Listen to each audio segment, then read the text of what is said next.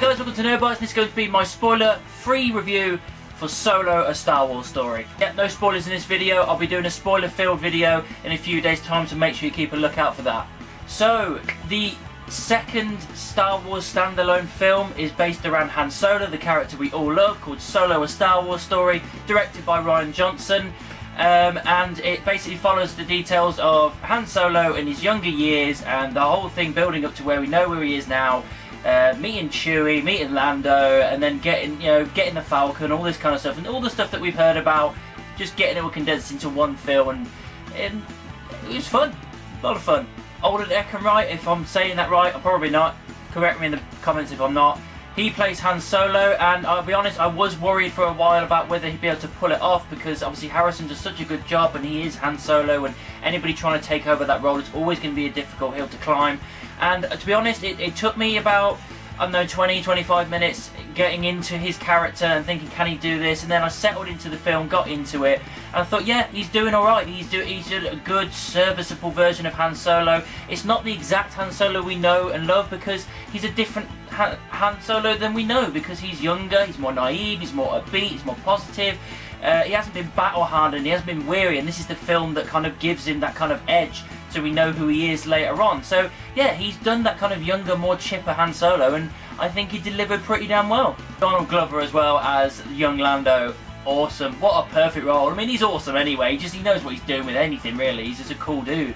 And he just nails Lando, just nails it absolutely perfectly. I fully bought into it being the young Lando. The chemistry between him and Han was awesome. The chemistry with him and pretty much anybody, like this droid that he has as well called L3. The chemistry and the characterization with that was awesome. We've also got Woody Harrelson playing a character called Tobias Beckett, and he was quite good. I wondered whether he might be some kind of throwaway character, but he's very integral to the film. He's very integral to the development of Han Solo as a character. Him having this team as well, and then pulling a job and all this kind of stuff, and then building it up. And yeah, I quite enjoyed the character. It had a lot of development, a lot more development than I thought the character would do. I just thought it'd be a random standard character, but his entire arc through this movie is quite well developed.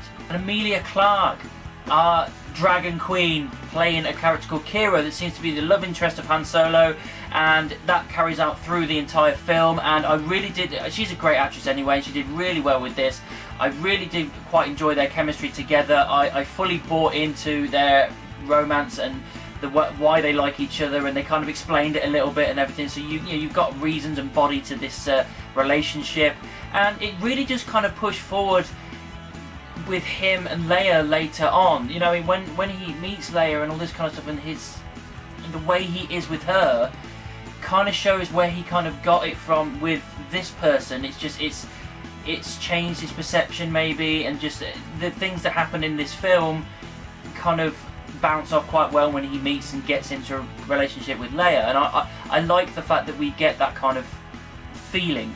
Paul Bettany as well as this character called Voss, is it Quentin Voss or something like that? I can't remember. The kind of like general with the scars on his face. I mean, it's Paul Bettany, isn't it? He's awesome. Paul Bettany's awesome. He's great as a villain. I mean, I love him as Vision, but he's great as a villain. I mean, when he was in Da Vinci Code, he was awesome like that, but he was great. Just an awesome British Star Wars villain. Loved it.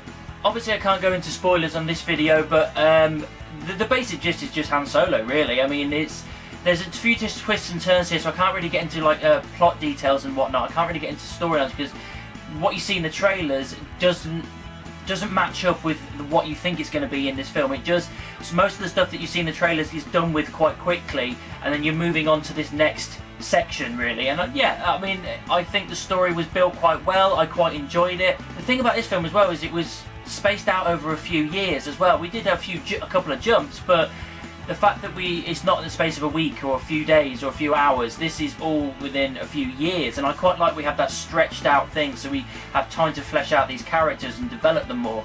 And yeah, I think they did a pretty decent job with that. Again, the special effects, CGI, that kind of stuff, all great. To be honest, I don't really recall any bad CGI, any bad special effects. I can't really pick out anything that stood out to me and didn't look good. It all looked fine, it all looked seamless, and yeah, it didn't take me out of the movie whatsoever. One thing I really quite liked about this film as well was the fact that there didn't seem to be any lag with it, not for me anyway. You have a lovely opening build-up that was really, really well done. It solidifies like Han as a character straight away, so you know where he is and what position he's in his life at this point.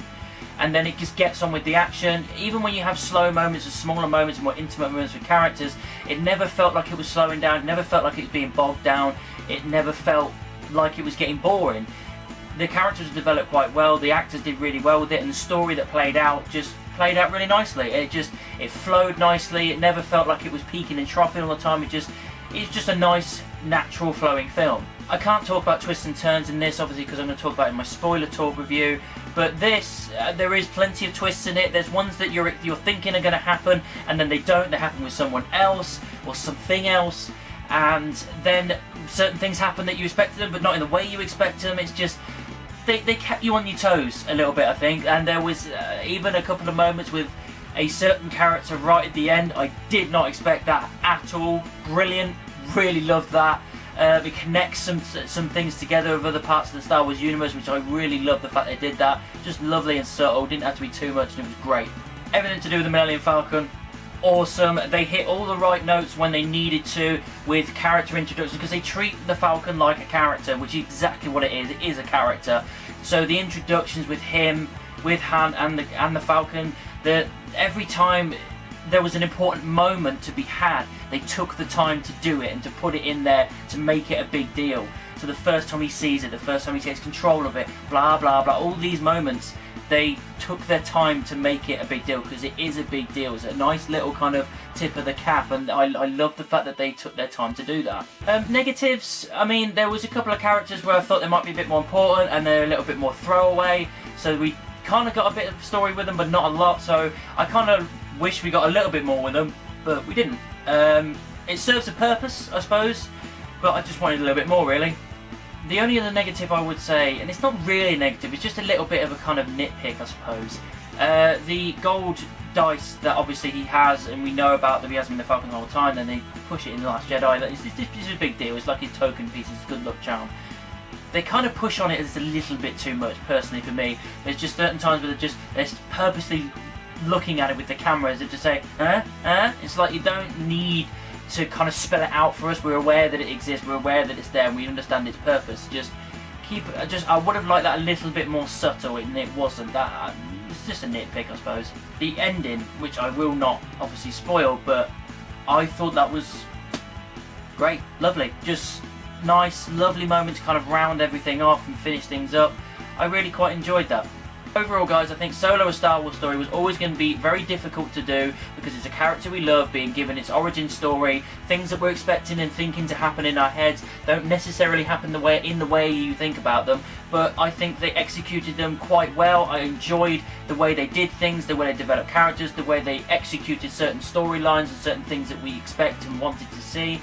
And yeah, it wasn't a perfect movie, because nothing is. There is a couple of flaws here and there, but overall I enjoyed the time in the cinema. I enjoyed the moments they gave me, and it's not the best Star Wars film in the world, but it's by no means the worst, and I think it is probably fair to give it a low 4 stars.